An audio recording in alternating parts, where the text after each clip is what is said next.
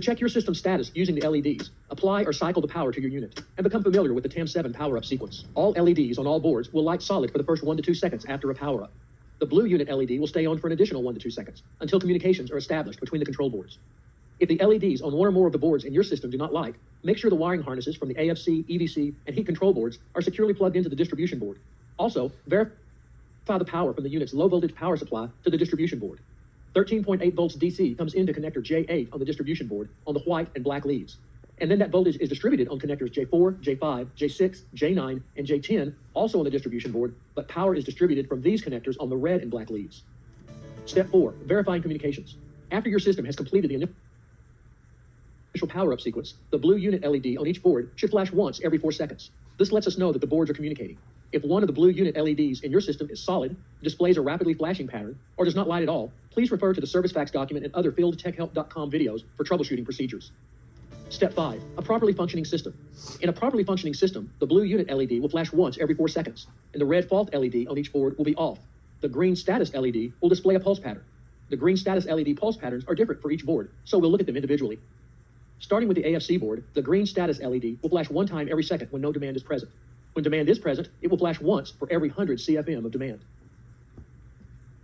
If your system has an electric heat control board, the green LED will flash once per second when no demand is present, and it will flash once per relay energized every 4 seconds when demand is present. The green status LED on the hydronic heat control board will also flash once per second when no demand is present, and 2 times per second when demand is present.